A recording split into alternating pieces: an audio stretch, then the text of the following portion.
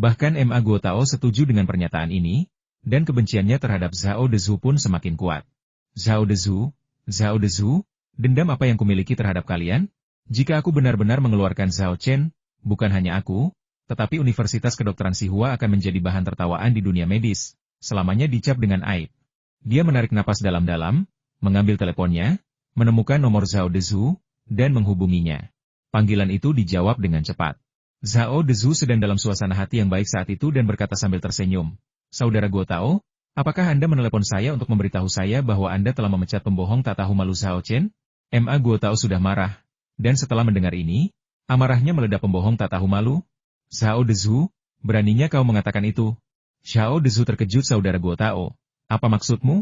Ma Guotao berkata dengan dingin, "Kau tahu maksudku. Aku menelepon ini untuk memberitahumu bahwa Universitas Kedokteran Xihua tidak bisa dianggap remeh. Jika kau berbohong kepada kami, kau akan menanggung akibatnya." "Zhao Dezu, kau seharusnya orang yang terhormat, tidakkah kau merasa malu melakukan hal seperti ini? Biar ku beri kau sedikit nasihat, mereka yang melakukan banyak perbuatan jahat pasti akan binasa." Zhao Dezu juga merasa kesal dan bertanya, "Kamu bermarga Ma, apa sebenarnya maksudmu?" Akan tetapi, Ma Guotao tidak menjawabnya sama sekali dan langsung menutup telepon. Zhao Dezu sangat marah. Dia berdiri dan terus memaki Ma Guotao. Zhao Jingrou yang sedang bermain ponsel terkejut dengan reaksi berlebihan ayahnya dan segera bertanya, "Ayah, ada apa?" Zhao Dezu menggertakkan giginya dan berkata, "Si brengsek Ma Guotao itu jelas-jelas berjanji akan memecat Zhao Chen, tapi sekarang dia ingkar janji. Aku tidak tahu mantra macam apa yang Zhao Chen berikan padanya, sampai-sampai dia lebih percaya pada Zhao Chen daripada aku." Dia lalu mencibir dan berkata dengan nada sinis, "Untungnya, aku sudah siap menghadapi situasi ini. Kau tidak mau mengeluarkan Zhao Chen, kan? Baiklah, aku akan memastikan Ma Guotao dan Universitas Kedokteran Xihua hancur bersama Zhao Chen."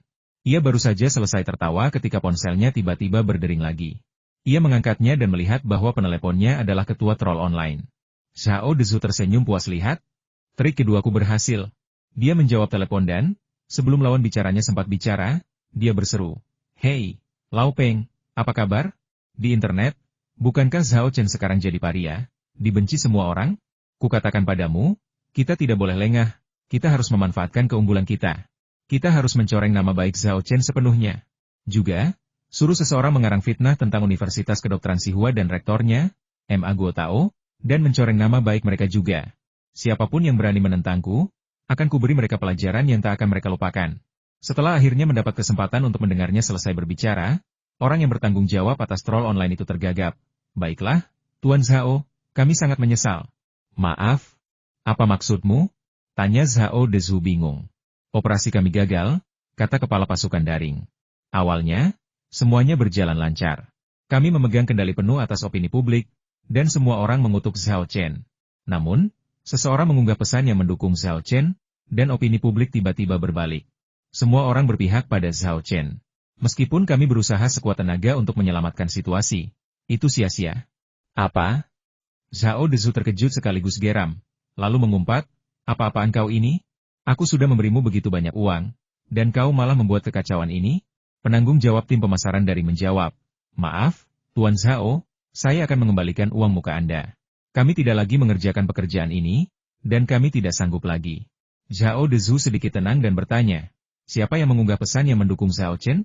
Dia sangat ingin tahu siapa yang memiliki kekuasaan sedemikian rupa sehingga satu postingan dapat membalikan opini publik yang sepihak itu. Nama identitas orang itu sangat aneh. Namanya, pria yang ingin menjadi dukun. "Apa? Pria yang ingin jadi dukun? Bagaimana mungkin dia mendukung Zhao Chen?" Mulut Zhao Dezu ternganga, dan tiba-tiba ia merasa kakinya lemas, jatuh terduduk di sofa dengan bunyi gedebuk. Para troll daring tidak tahu tentang pria yang ingin menjadi dukun. Tetapi bagaimana mungkin Zhao Dezu tidak tahu? Meskipun pria yang bercita-cita menjadi dukun itu baru muncul, dan identitasnya masih menjadi misteri, statusnya di dunia medis sangat tinggi. Bahkan Zhao Dezu pun tak tertandingi. Lagi pula, pria ini tanpa pamrih menerbitkan buku Huang di Waijing. Karena itu saja, ia memiliki posisi yang luar biasa di komunitas medis dalam negeri. Perasaan gelisah tiba-tiba muncul dalam hati Zhao Dezu. Kali ini, berurusan dengan Zhao Chen mungkin akan mengakibatkan kehilangan istri dan pasukannya. Memukul. Semakin Zhao Dezu memikirkannya, semakin marah ia. Secercah rasa takut dan penyesalan bahkan merayapi hatinya. Tiba-tiba, ia berbalik dan melemparkan ponselnya ke salah satu anggota klannya di belakangnya. Pria itu secara naluriah merunduk, Ponselnya menyerempet kepalanya sebelum menghantam dinding dengan keras dan pecah berkeping-keping. Sebelum anggota suku itu sempat tersadar, Zhao Dezu sudah berdiri dan menghampirinya. Mengumpat keras, pekerjaan apa yang kau lakukan? Bagaimana kau menyelidiki Zhao Chen? Bukankah kau bilang dia anak miskin dari daerah pegunungan terpencil tanpa latar belakang? Lalu mengapa Ma Guo Tao tidak menghormatiku dan mendukungnya? Bahkan orang yang ingin menjadi dukun itu pun melompat keluar dan dengan penuh semangat membelanya. Anggota klan ini adalah orang yang bertugas menyelidiki latar belakang Zhao Chen. Setelah mendengar kata-kata Zhao Dezu, dia benar-benar tercengang. Bagaimana mungkin? Seharusnya tidak seperti ini. Menurut informasi yang kami selidiki, dia hanyalah anak miskin tanpa koneksi. Beraninya kau mengatakan itu? Zhao Dezu mengangkat tangannya dan menampar wajah anggota klan itu, membuatnya melihat bintang-bintang. Sampah tak berguna.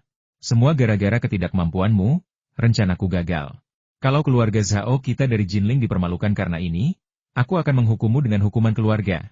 Mendengar ancaman ini, para anggota klan menjadi pucat, tetapi tidak berani membantahnya. Mereka hanya bisa mengumpat dalam hati. Semua ini jelas-jelas dimulai olehmu dan putrimu. Sekarang setelah semuanya memburuk, kau malah menyalahkanku. Sungguh keterlaluan. Zhao Jingrou datang dan menghiburnya. Ayah, jangan marah. Bukankah kita masih punya rencana lain?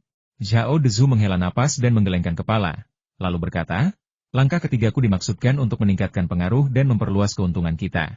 Tapi sekarang setelah dua langkah pertama gagal, aku ragu langkah ketiga ini akan berguna. Zhao Jingrou tidak setuju, itu belum tentu benar. Media-media itu jagonya mengarang cerita dan membesar-besarkan fakta. Mungkin setelah mereka melaporkan dan membesar-besarkannya, semua orang akan tahu. Pada saat itu, bahkan jika Universitas Kedokteran Sihua dan orang yang ingin menjadi dukun itu mendukungnya, publik tetap akan menganggapnya penipu. Saya rasa mereka tidak akan sanggup menahan tekanan publik sebesar itu. Zhao Dezu mengangguk. Hanya itu yang bisa kita harapkan saat ini. Kalau tidak, keluarga Zhao kita di Jinling mungkin malah akan kehilangan muka. Bukannya menang. Aku akan segera menghubungi pimpinan media-media itu dan meminta mereka untuk bersikap bias terhadap kita saat melaporkan masalah ini, dan untuk memasukkan beberapa agenda mereka sendiri. Setelah mengatakan ini, Zhao Dezu mengeluarkan ponselnya dan menelepon para petinggi media yang telah dihubunginya, menjanjikan mereka keuntungan besar. Hal ini menyakitkan hatinya, tetapi juga membuatnya semakin membenci Zhao Chen. Bagi orang yang berpikiran sempit seperti Zhao Dezu, ketika ia melakukan kesalahan atau menderita kerugian, ia tidak pernah mencari penyebabnya dalam dirinya sendiri, melainkan hanya menyalahkan orang lain. Sementara itu, di dalam Universitas Kedokteran Sihua, dipimpin oleh Chen Qiang, Zhao Chen tiba di kantor Ma Guo Tao. Saat melihat Yuke, Qiu Haogu, Direktur MA, dan yang lainnya di kantor, dia awalnya terkejut, tetapi kemudian dia mengerti mengapa mereka ada di sana dan merasa sangat tersentuh. Ini pertama kalinya Ma Guo Tao bertemu Zhao Chen. Setelah mengamatinya beberapa kali, ia berkata, Zhao Chen, aku sudah menyelidiki kasus fitnahmu. Jangan khawatir, sekolah akan selalu menjadi pendukungmu yang kuat. Siapapun yang mencoba memfitnah atau menjebakmu, sekolah tidak akan membiarkannya. Zhao Chen terkejut. Bukankah mereka bilang akan memecatku? Kok bisa-bisanya mereka jadi pendukung setiaku dalam sekejap mata? Zhao Chen menoleh ke arah para guru dan profesor yang berkerumun di dalam dan di luar kantor, merasa sangat bersyukur. Dalam benaknya, pastilah para guru dan profesor inilah yang membela dan memohon-mohon atas namanya sehingga pihak sekolah berubah pikiran dan mempercayainya. Dia hanya setengah benar. Meskipun Yuke, Qiu Haogu, dan lainnya memainkan peran penting, postingan yang dia buat di forum sekolah juga sama kuatnya. Terima kasih, Kepala Sekolah MA, dan terima kasih kepada semua guru. Zhao Chen membungkuk kepada semua orang. Ma Guo Tao mengulurkan tangan dan menariknya, lalu berkata, Zhao Chen, bukti apa yang kau miliki terkait tuduhan keluarga Jinling Zhao bahwa kau menyamar sebagai mereka untuk melakukan penipuan? Keluarga Jinling Zhao memegang posisi dan pengaruh yang signifikan di bidang medis. Tanpa bukti konkret, hanya mengandalkan cerita satu pihak saja tidak akan cukup untuk menyingkirkan mereka. Zhao Chen menjawab, tidak ada bukti, tetapi ada satu saksi. Wang Jiasen. Hebat. Ma Guo Tao sangat gembira. Beberapa saat yang lalu, ia khawatir jika saksinya tidak cukup kredibel, tidak akan ada yang percaya padanya, dan ia tidak akan bisa berbuat apa-apa terhadap keluarga Zhao dari Jinling. Namun, ia tidak pernah menyangka bahwa saksinya adalah Wang Jiasen. Reputasi dan status Wang Jiasen di bidang medis tak kalah dengan Zhao Dezu. Terlebih lagi, Wang Jiasen juga berasal dari keluarga dokter, yang pengaruhnya tak jauh lebih lemah daripada keluarga Zhao di Jinling. Dengan dukungan saksi yang begitu kuat, ditambah dukungan dari Universitas Kedokteran Sihua, mereka pasti bisa mengalahkan keluarga Zhao di Jinling dan memberi mereka kemunduran besar. Aku akan menelepon Lawang sekarang. Apapun yang terjadi, Aku harus membujuknya untuk berdiri dan bersaksi untukmu. Ma Guotao mengeluarkan ponselnya untuk menelepon Wang Jiasen. Tidak perlu repot-repot, kata Zhao Chen sambil tersenyum. Saya sudah meneleponnya dalam perjalanan ke sini untuk menjelaskan masalah ini, dan dia bersedia bersaksi untuk saya. Dia sedang dalam perjalanan ke sekolah kita. Ma Guotao cukup terkejut. Sejujurnya, bahkan dia sendiri tidak yakin bisa membujuk Wang Jiasen untuk bersaksi untuk Zhao Chen. Karena itu berarti Wang Jiasen dan keluarganya akan melawan keluarga Zhao dari Jinling. Ma Guotao sangat penasaran bagaimana tepatnya Zhao Chen membujuk Wang Jiasen. Apakah itu hanya panggilan telepon biasa? Tanpa disadarinya, Zhao Chen memiliki salinan Wushan Medical Tales yang baru diberi tanda baca dan diterjemahkan. Buku medis ini saja sudah cukup untuk menggoda Wang Jiasen dan keluarganya mengambil risiko. Terlebih lagi, seluruh kasus ini merupakan kesalahan keluarga Jinling Zhao. Dengan moral yang tinggi, mereka tidak mungkin kalah. Tak lama kemudian, Wang Jiasen tiba di Universitas Kedokteran Sihua. Namun, pada saat itu, sekelompok tamu tak diundang juga datang. Sekretaris Chen Qiang bergegas ke kantor dan berkata, "Kepala sekolah, sekelompok wartawan telah datang ke sekolah. Mereka ingin mewawancarai Zhao Chen tentang penipuan yang dilakukan atas nama keluarga Zhao dari Jinling. Bagaimana masalah ini bisa sampai ke wartawan?"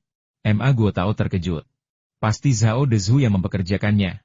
Wang Jiasen mengenal Zhao Dezhu dengan baik dan berkata dengan suara berat, dia berencana menggunakan opini publik untuk menghancurkan reputasi Zhao Chen.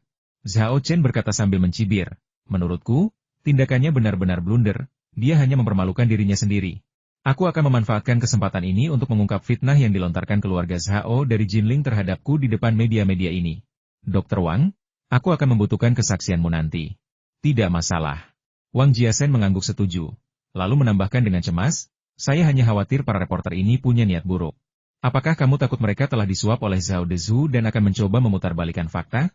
tanya Yuke. Wang Jiasen menggelengkan kepala dan berkata, "Tidak perlu memutarbalikkan fakta. Sedikit permainan kata yang halus dalam pemberitaan saja sudah cukup untuk mengarahkan opini publik ke arah yang merugikan kita. Lalu apa yang harus kita lakukan?" Yuke bertanya dengan cemas. Setelah berpikir sejenak, Ma Guotao berkata, "Sebenarnya, ini mudah diatasi. Kalau Zhao Dezhu bisa mengundang wartawan, kita juga bisa. Zhao Dezhu mau bikin keributan besar? Baiklah, kita turuti saja keinginannya. Aku rasa dia tidak bisa mengendalikan segalanya dan menyuap semua media." "Ide bagus." Mata Wang Jiasen berbinar. Dengan lebih banyak media yang datang, beberapa orang yang diundang Zhao Dezhu tidak akan bisa menimbulkan banyak masalah. Kebetulan saya kenal beberapa teman di stasiun TV dan surat kabar. Saya akan segera menelepon mereka dan meminta mereka untuk mengirimkan orang. Ma Guotao juga mengeluarkan ponselnya untuk menghubungi rekan-rekannya di media. Sambil menelepon, ia berkata, "Chen Qiang, pergi dan bawa para wartawan itu ke ruang konferensi utama dan beritahu mereka bahwa akan ada konferensi pers tentang masalah ini nanti." "Ya." Chen Qiang menjawab dengan gembira dan segera pergi untuk mengatur segalanya. Tak lama kemudian, para wartawan dari berbagai media yang dibawa Zhao Dezhu dibawa ke ruang konferensi yang besar. Sambil menunggu, mereka melihat lebih banyak media berdatangan satu persatu. Tak lama kemudian, ruang konferensi dipenuhi wartawan dari puluhan perusahaan media. Apa yang telah terjadi? Mengapa ada begitu banyak orang? Para reporter dari media lain tercengang dengan apa yang mereka lihat. Apalagi beberapa dari mereka berasal dari stasiun televisi dan surat kabar Provinsi Corong, sebuah provinsi. Para reporter dari media kecil dan tak dikenal ini bukanlah tandingan mereka. Terkejut, para wartawan dari berbagai media itu tak kuasa menahan diri untuk menghampiri mereka dan bertanya dengan rasa ingin tahu, "Apakah Anda juga diundang oleh Zhao Dezhu?" Orang yang lain melirik mereka dan berkata, "Zhao Dezhu? Siapa Zhao Dezhu? Kami diundang oleh Universitas Kedokteran Sihua. Kami dengar ada yang memfitnah mahasiswa dan universitas mereka, sehingga menimbulkan pengaruh yang sangat buruk. Kami datang ke sini khusus untuk mewawancarai dan melaporkan hal ini, untuk membersihkan nama baik mereka." "Apa?" Para reporter dari media-media ini langsung terkejut. Ternyata orang-orang ini musuh, bukan teman. Mereka cukup sadar diri untuk menyadari bahwa mereka tidak dapat dibandingkan dengan pihak lawan dalam hal pangkat atau pengaruh, dan jauh tertinggal dalam jumlah. Maka mereka segera berlari keluar ruang rapat dan memanggil orang yang bertanggung jawab. Para petinggi media massa pun ikut terkejut setelah mendengar laporan wartawan tersebut. Awalnya mereka mengira itu masalah kecil, tapi mereka tak menyangka akan menjadi keributan sebesar ini. Tak diragukan lagi, jika mereka melanjutkan rencana sebelumnya untuk membantu keluarga Jinling Zhao mencemarkan nama baik Zhao Chen, mereka akan menjadi sasaran kritik publik. Para petinggi media ini tanpa ragu mengubah rencana mereka, menuntut agar reporter mereka melaporkan berita berdasarkan fakta sepenuhnya, tanpa bias. Entah mengapa, tak satu pun dari mereka memberitahu Zhao Dezhu tentang hal ini. Lebih dari 1 jam kemudian, Konferensi pers diadakan di ruang konferensi utama. Beberapa stasiun televisi dan situs web di tempat kejadian juga menyediakan liputan berita langsung dan streaming daring. Secara kebetulan, salah satu media yang diundang Zhao Dezhu sedang melakukan siaran langsung daring, dan Zhao Dezhu, Zhao Jingrou, dan yang lainnya telah menontonnya di depan komputer mereka selama beberapa waktu.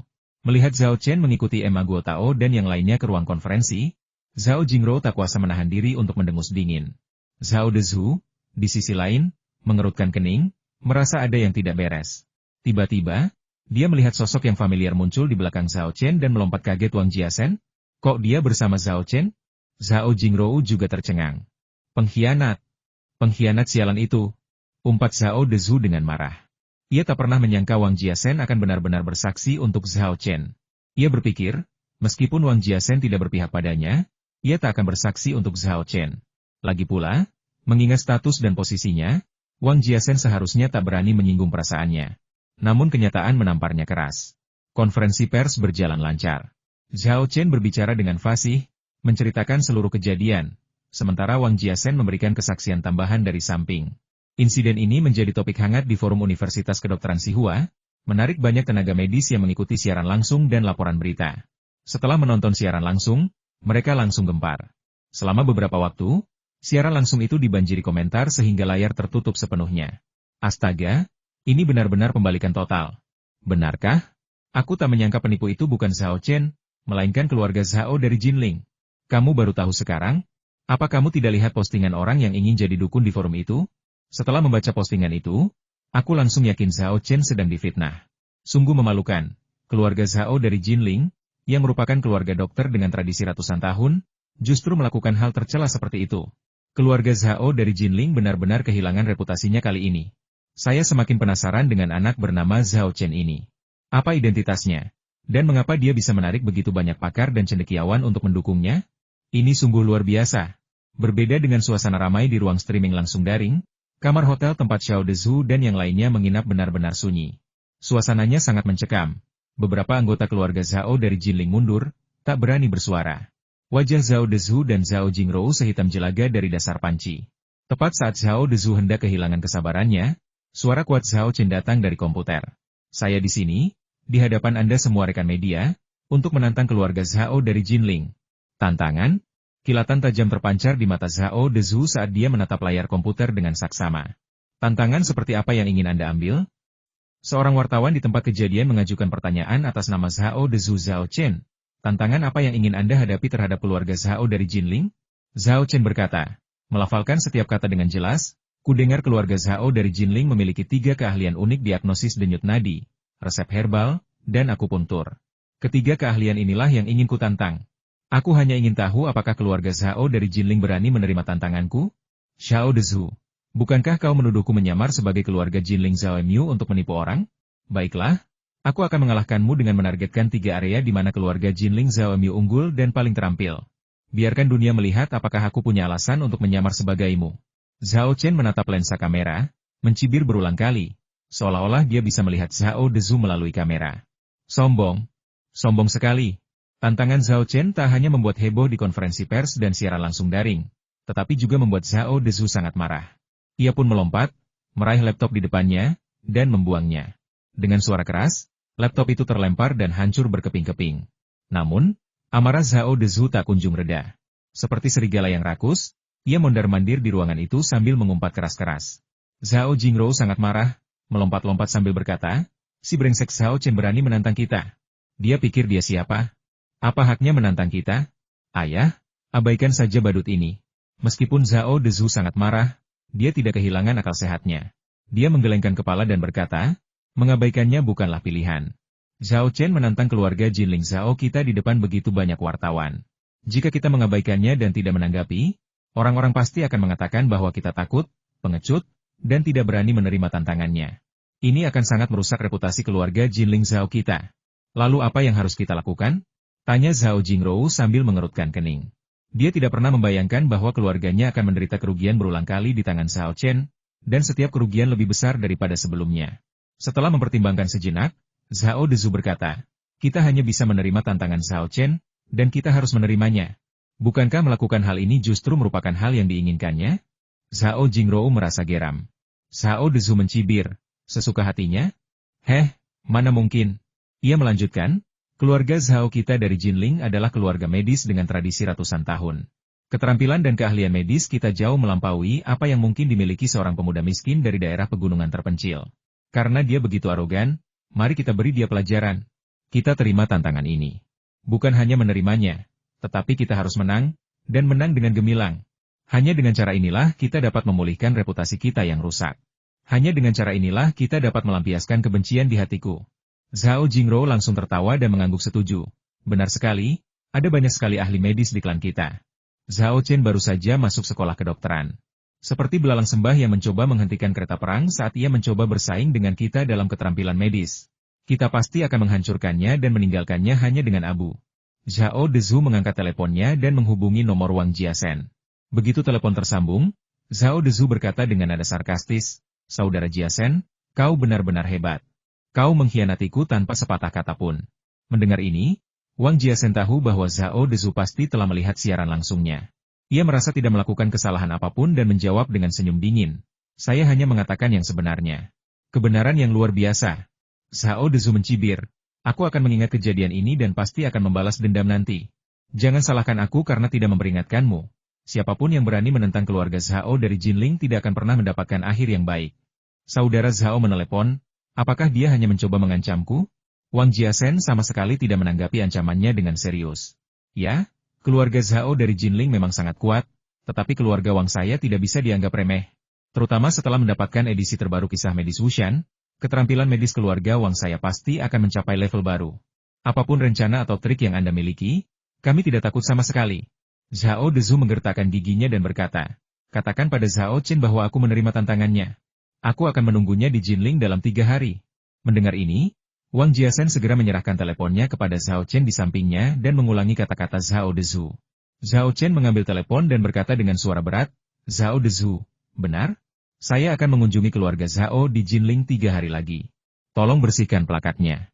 Zhao Dezu tertawa terbahak-bahak, lalu berkata sambil mencibir, "Nak, kau ini sombong sekali. Apa kau tidak takut mengambil sesuatu yang lebih dari yang bisa kau kunyah? Kau pikir kau bisa mencabut plakat keluarga Jinling Zhaoku? Kau benar-benar melebih-lebihkan dirimu sendiri." Zhao Chen menjawab, "Apakah kamu melebih-lebihkan dirimu sendiri atau tidak? Kamu akan mengetahuinya pada waktunya." Mata Zhao Dezu melirik ke sekeliling, dan dia berkata, "Nak, karena ini tantangan, pasti ada hadiahnya, kan? Apa yang akan kamu katakan jika kalah?" "Jika aku kalah, kau boleh melakukan apapun yang kau mau padaku," kata Zhao Chen tanpa ragu, lalu bertanya, "Bagaimana jika kau kalah?" Zhao Dezu mencibir, "Kalau kami kalah, kau boleh berbuat apa saja pada kami. Tapi hasil itu sama sekali tidak mungkin. Kemenangan atau kekalahan tidak ditentukan oleh kata-kata, melainkan oleh kekuatan," jawab Zhao Chen. Zhao Dezu berkata dengan suara berat, "Kalau begitu mari kita tunggu dan lihat siapa yang lebih kuat." Setelah menutup telepon, Zhao Dezu berbalik dan memerintahkan anggota klan di belakangnya. "Segera beritahu mereka yang ahli dalam diagnosis denyut nadi, pengobatan herbal, dan akupunktur di klan, dan suruh mereka meninggalkan semuanya dan bergegas pulang untuk menunggu perintah." "Ya." Beberapa anggota klan menjawab serempak, mengeluarkan ponsel mereka untuk menelepon dan menyampaikan perintah Zhao Dezu. Zhao Jingrou mengerutkan kening dan bertanya dengan bingung, "Ayah, bukankah ini hanya tentang berurusan dengan Zhao Chen? Apa perlu memanggil kembali semua ahli di keluarga kita? Bukankah ini membesar-besarkan masalah kecil?" Zhao Dezu menggelengkan kepala dan berkata, "Zhao Chen agak aneh, dan dilihat dari tanggapannya sebelumnya, dia menanganinya dengan cukup baik. Meskipun ada sedikit anggapan kita yang meremehkannya, tidak dapat disangkal bahwa dia sangat teliti. Karena dia berani menantang kita di depan begitu banyak wartawan, dia pasti punya sesuatu untuk diandalkan. Dia bisa saja kalah dalam kompetisi keterampilan medis ini, tetapi keluarga Jinling Zhao kita sama sekali tidak boleh kalah. Bahkan satu pertandingan pun bukanlah sesuatu yang bisa kita kalahkan. Bahkan seekor singa pun menggunakan kekuatan penuhnya untuk memburu seekor kelinci.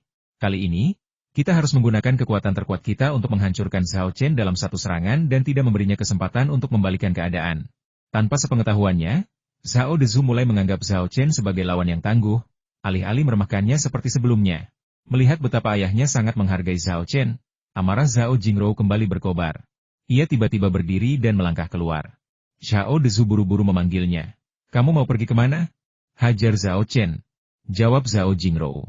Zhao Dezu mengangkat alisnya dan berteriak, "Kembalilah. Kita sudah menerima tantangan Zhao Chen. Kalau kau menghajarnya sekarang, orang-orang akan mengira kita takut kalah. Meskipun Zhao Jingrou berhenti, nadanya dipenuhi kebencian. Lalu apa yang bisa kita lakukan? Apakah kita hanya akan melihatnya begitu sombong? Aku tidak tahan. Kau harus bertahan, mau tidak mau. Perintah Zhao Dezu. 3 hari lagi, setelah kita mengalahkan Zhao Chen di kompetisi keterampilan medis, kau boleh menghajarnya sesuka hati. Tapi untuk saat ini, kau harus bertahan. Setelah kejadian yang tidak terduga tersebut, Zhao Dezu merasa terlalu malu untuk tinggal di Chengdu lebih lama lagi. Jadi ia membawa putri dan klannya kembali ke Nanjing hari itu juga. Di Universitas Kedokteran Sihua, segera setelah konferensi pers berakhir, Zhao Chen dikelilingi oleh Ma Guotao, Wang Jiasen, dan lainnya. Zhao Chen, apa rencanamu? Kau tidak benar-benar akan bersaing dengan keluarga Zhao dari Jinling dalam hal keterampilan medis, kan? Tanya Direktur MA dengan ekspresi serius. Menurutnya, Zhao Chen terlalu impulsif. Benar sekali. Zhao Chen memiliki keahlian yang luas dalam teori pengobatan tradisional Tiongkok dan farmakologi, dan saya dengar dia juga sangat ahli dalam akupuntur. Namun, pihak lainnya adalah keluarga Zhao dari Jinling, yang memiliki sejarah ratusan tahun. Bagaimana mungkin satu orang menang melawan keluarga dokter? Direktur MA bukan satu-satunya yang berpandangan seperti ini. Pada saat ini, mereka semua mengungkapkan kekhawatiran mereka dan mulai membujuk Zhao Chen. Zhao Chen, keluarga Zhao dari Jinling adalah keluarga medis yang telah berdiri selama ratusan tahun. Kekuatan mereka luar biasa. Kamu harus memikirkan ini matang-matang. Keluarga Zhao dari Jinling dikenal sebagai salah satu dari 3 kesempurnaan karena diagnosis denyut nadi, resep herbal, dan akupunktur mereka. Keahlian mereka di ketiga bidang ini benar-benar terbaik di negeri ini. Terlebih lagi, mereka memiliki banyak teknik rahasia yang tersembunyi. Mengapa Anda memilih untuk menantang 3 bidang keahlian terkuat mereka? Bagaimana kalau kita mencoba berbicara dengan Zhao Dezu dan membatalkan kompetisi keterampilan medis ini? Orang-orang ini semua pesimis, yakin bahwa Zhao Chen tidak punya peluang untuk menang. Lagi pula, kekuatan keluarga Jinling Zhao tak terbantahkan. Sehebat apapun Zhao Chen, mengalahkan keluarga kuat sendirian itu sama sulitnya dengan mendaki ke surga. Pesimisme Direktur MA dan lainnya tidak memengaruhi Zhao Chen. Bagaimana mungkin aku menarik kembali tantangan itu setelah kuberikan di depan begitu banyak media? Lagi pula, Zhao Dezu sudah menerima tantangan itu. Jika aku mundur sekarang, dia pasti akan memanfaatkan kesempatan itu untuk membuat masalah dan menghasut opini publik. Kalau sampai itu terjadi, aku benar-benar akan terlihat seperti badut. Setelah jeda sejenak, Zhao Chen tersenyum dan berkata dengan percaya diri, keluarga Zhao dari Jinling memang kuat, tapi aku juga tidak lemah. Aku rasa aku tidak akan kalah dalam kompetisi keterampilan medis ini.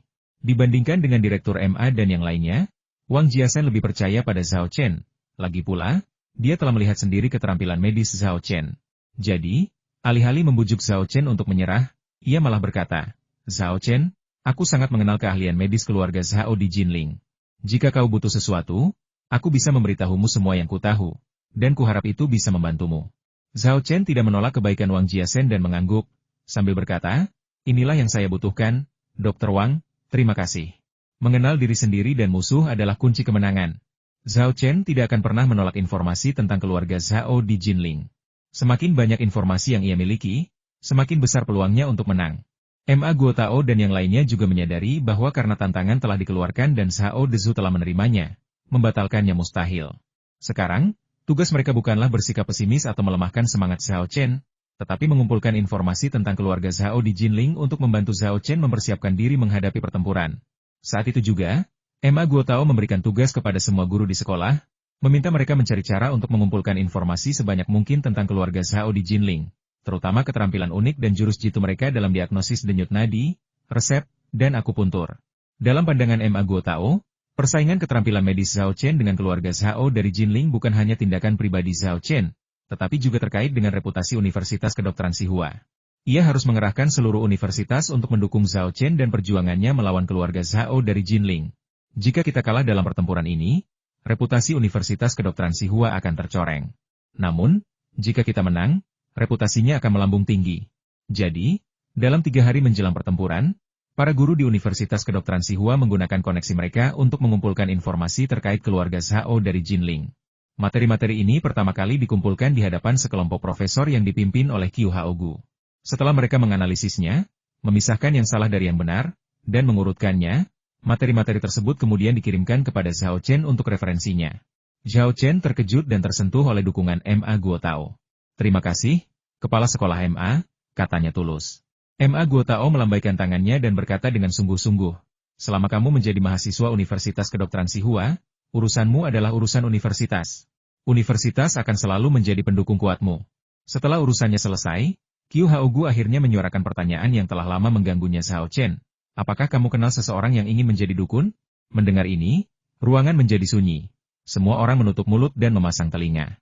Saat ini, laki-laki yang mempraktikkan pengobatan sihir telah menjadi sosok yang paling misterius dan ajaib di bidang medis. Semua orang berspekulasi tentang identitasnya, tetapi tidak seorang pun tahu siapa dia sebenarnya. Zhao Chen terkejut, tidak menyangka Qiu Haogu tahu tentang nama samarannya di forum sekolah. Ia terkejut sekaligus sedikit sombong. Yah, dia masih tidak tahu seberapa tinggi status dan prestisenya di bidang medis dengan nama samaran ini. Ya, aku kenal dia, kata Zhao Chen sambil tersenyum. Pria yang menjadi dukun itu milikku. Sebelum ia sempat mengucapkan kata rompi, Qiu Haogu dengan bersemangat menyela gurumu. Orang yang ingin menjadi dukun itu gurumu? Hah? Zhao Chen tertegun. Pria yang ingin menjadi dukun jelas merupakan identitas alternatif saya. Jadi bagaimana dia bisa menjadi guru saya? Sebelum dia sempat menjelaskan, orang-orang di sekitarnya mulai membicarakannya dengan bersemangat. Sudah kuduga. Kenapa orang yang ingin jadi dukun malah posting di forum sekolah untuk mendukung Zhao Chen? Ternyata dia guru Zhao Chen. Saya sungguh iri pada Zhao Chen. Beruntung sekali dia diajar oleh pakar medis terkemuka seperti itu. Pantas saja dia mampu membuat tanda baca dan terjemahan baru untuk artikel tentang melestarikan kehidupan dan melengkapi bentuk. Zhao Chen, jadi kau murid dukun agung itu? Sudah kuduga. Pantas saja kau begitu ahli dalam membudidayakan tanaman herbal Tiongkok. Sepertinya kau mempelajari semuanya dari dukun agung itu, kan? Seorang dukun? Pakar medis terkemuka? Apa semua omong kosong ini? Zhao Chen tercengang. Apakah para pakar dan profesor ini merujuk pada nama samaran mereka sendiri di forum sekolah? Mengapa mereka semua menunjukkan ekspresi kagum ketika menyebut nama samaran saya? Setelah semua orang agak tenang, Zhao Chen bertanya, apakah seseorang yang ingin menjadi dukun sangat kuat dan terkenal? Begitu dia selesai berbicara, seluruh ruangan kembali hening. Semua orang menatapnya dengan mata terbelalak, seolah-olah mereka telah mendengar sesuatu yang sangat tidak dapat dipercaya. Zhao Chen, apakah kamu bercanda? Tanya Ma Guotao. Semua orang mengangguk setuju, sepakat bahwa kata-kata Ma Guotao mengungkapkan perasaan mereka yang sebenarnya. Zhao Chen merasa tidak nyaman ditatap dan bertanya dengan lemah. Ada apa? Qiu Haogu berkata dengan kesal, apa maksudmu? Kau malah bertanya apakah pria yang ingin menjadi dukun itu sangat terkenal dan berkuasa. Bukankah itu sudah jelas? Mengesampingkan semua hal lainnya, fakta bahwa ia tanpa pamrih menerbitkan buku, Huangdi Waijing, saja sudah menjadikannya orang paling bergengsi di dunia medis. Dan ini saja sudah cukup untuk membuatnya tercatat dalam sejarah dan dikagumi dunia. Direktur MA menambahkan, Qiu tua benar. Meskipun dukun itu baru saja muncul di forum sekolah kita, reputasinya di bidang medis sudah mencapai puncaknya. Banyak universitas kedokteran sedang mencarinya, menawarkan persyaratan yang sangat tinggi untuk mengangkatnya sebagai profesor. Saya bahkan mendengar bahwa Akademi Ilmu Pengetahuan Tiongkok juga sedang mencarinya, ingin mengundangnya untuk menjadi akademisi di Akademi Ilmu Pengetahuan Tiongkok. Ma Guotao melotot ke arah Direktur MA, seolah menyalahkannya karena mengungkap bahwa sekolah dan organisasi lain sedang mengejar pria yang ingin menjadi dukun. Kemudian, ia memasang wajah tersenyum dan berkata kepada Zhao Chen, sekolah kami juga ingin mengundang dukun agung untuk menjadi profesor. Syaratnya sungguh murah hati. Beliau dapat melakukan penelitian apapun yang diinginkannya tanpa masalah. Kami akan memberinya dukungan terbesar, baik dari segi tenaga, sumber daya, maupun dana. Zhao Chen, kamu adalah murid sekolah kami. Kamu pasti akan memihak sekolah dalam hal ini, kan? Tolong sampaikan salamku untuk dukun agung itu. Kami sangat tulus. Mulut Zhao Chen ternganga. Ia sungguh tidak menyangka nama samarannya di forum sekolah akan memiliki reputasi dan status setinggi itu. Terkejut, dia dengan santai berkata, apakah pria yang ingin menjadi dukun layak mendapatkan pemujaanmu? Tak disangka, kata-kata itu mengundang amarah semua orang yang hadir. Senyum Ma Guotao langsung lenyap, dan ia berkata dengan serius, Zhao Chen, aku harus mengkritikmu. Orang yang ingin menjadi dukun itu gurumu. Bagaimana mungkin kau meragukan kemampuannya? Bagaimana mungkin kau meragukan kontribusinya terhadap pengobatan tradisional Tiongkok? Berdasarkan diskusi-diskusinya sebelumnya tentang teori-teori dasar pengobatan tradisional Tiongkok di forum sekolah kita, jelas bahwa keterampilan medisnya cukup tinggi. Setidaknya kita jauh lebih rendah darinya. Zhao Chen begitu terkejut hingga ia berseru, benarkah? Apakah ini semacam berlebihan? Berlebihan? Sama sekali tidak. Kepala sekolah Emma benar. Keahlian medis kita jauh dari dukun agung. Qiu Haogu mengatakannya dengan raut wajah penuh kerinduan dan kekaguman. Ia sudah menganggap pria yang ingin menjadi dukun itu sebagai idolanya. Direktur MA menimpali, pertanyaan esai yang diajukan dukun tadi sangat mencerahkan. Beberapa pertanyaan yang telah mengganggu saya selama bertahun-tahun akhirnya terjawab. Pengetahuan teoretis saya meningkat pesat. Bisa dibilang dukun adalah pembimbing saya dalam pengobatan. Tak hanya mereka, para profesor dan guru lain di tempat kejadian juga mulai memuji pria yang ingin menjadi dukun itu. Ekspresi dan nada bicara mereka persis seperti para penggemar yang tergila-gila. Mendengar apa yang mereka katakan, mulut Zhao Chen tetap menganga untuk waktu yang lama. Ia tidak pernah membayangkan bahwa upayanya untuk mengasah pengetahuan teoritis dasar dengan berpose sebagai seorang pria yang ingin menjadi dukun dan mengerjakan soal-soal latihan di forum sekolah akan menimbulkan sensasi seperti itu. Itu hanya beberapa pertanyaan. Mengapa kalian semua begitu memujanya? Dan Profesor Yuke dan yang lainnya? Kalian semua profesor anatomi, pengobatan tradisional Tiongkok sepertinya tidak ada hubungannya dengan kalian, kan? Kenapa kalian semua juga mengidolakannya? Mengenai masalah Huang di Waijing, Zhao Chen bahkan lebih terdiam. Buku ini awalnya diterbitkan hanya untuk mendapatkan kekuatan harapan. Saya tidak menyangka bahwa meskipun saya mendapatkan kekuatan harapan, persona daring saya juga akan meraih popularitas yang luar biasa. Menjadikan saya sosok yang dicari oleh berbagai sekolah kedokteran semuanya luar biasa dramatis. Setelah semua orang selesai memujinya, MA Guo Tao tak sabar untuk bertanya. Zhao Chen, cepat beritahu aku, siapa sebenarnya pria yang ingin menjadi dukun ini? Aku sudah memeras otak beberapa hari terakhir ini untuk mencari tahu identitasnya, tapi aku masih belum bisa menemukan siapa tokoh besar di bidang pengobatan tradisional Tiongkok ini. Para profesor dan guru di sekeliling mereka mengangguk serempak sambil mendesak. Ya, cepat beritahu kami, siapa sebenarnya dukun ini? Ini, Zhao Chen awalnya ingin mengatakan, sayalah orang yang akan menjadi dukun, tetapi dia menelan kembali kata-kata itu. Ia menyadari bahwa penggunaan nama samaran pria yang ingin menjadi dukun di forum sekolah sebelumnya sudah kelewat batas. Hampir membuatnya terkenal. Bahkan jika ia mengungkapkan kebenarannya sekarang, kebanyakan orang tidak akan mempercayainya. Mereka hanya akan berpikir ia berbohong, yang akan merusak hubungan mereka. Terlebih lagi, mengakui bahwa ia memang pria yang ingin menjadi dukun pasti akan menimbulkan banyak masalah. Dan ia pun tidak akan bisa belajar dan berkultivasi dengan bebas seperti sekarang. Maka ia mengubah nada bicaranya dan berkata, tebakanmu benar, orang yang akan menjadi dukun itu adalah guruku. Aku tidak tahu namanya, yang ku tahu dia dipanggil Dokter Gunung Roh. Dr. Ling San? Semua orang mengerutkan kening, menggumamkan nama yang asing ini, kecuali Wang Jiasen. Dia telah lama mengetahui dari Zhao Chen bahwa guru Zhao Chen dikenal sebagai Ling Shanyi, tetapi dia tidak pernah menyangka bahwa Ling Shanyi adalah orang yang akan menjadi dukun. Namun, hal ini juga menjawab pertanyaan di benaknya sekolah kedokteran Ling San ini memiliki kitab suci klasik, Huang di Waijing, yang telah hilang selama ribuan tahun. Tidak mengherankan jika sekolah ini juga memiliki kitab suci rahasia keluarga Wang kami, Wushan Medical Talk. Ia bahkan merasa sedikit bangga. Fakta bahwa ceramah medis Wushan miliknya dapat dikoleksi bersama karya luar Kaisar Kuning merupakan suatu kehormatan tersendiri. MA Guo Tao bertanya kepada Qiu Haogu. Qiu tua, kamu kenal banyak orang. Apakah kamu kenal seseorang di bidang medis yang nama medisnya adalah Tabib Ling San? Qiu Haogu menggelengkan kepalanya entahlah. Aku belum pernah mendengar nama itu sebelumnya. Kurasa itu dokter yang tidak dikenal dan penyendiri. Aku tak pernah menyangka ada guru penyendiri seperti dia di masyarakat sekarang. Seru MA Guo Tao beberapa saat, lalu menoleh ke Zhao Chen dan berkata, Zhao Chen, bisakah kau membantuku menghubungi dukun agung itu dan memintanya untuk keluar dari pengasingan dan mengajar di sekolah kita? Seperti yang kukatakan, selama dia bersedia datang, semua syaratnya bisa dinegosiasikan. Orang tua? Aku masih sangat muda. Oke. Zhao Chen terdiam dan menjawab dengan santai. Kepala sekolah MA, saya akan menyampaikan undangan dan ketulusan Anda kepada guru saya.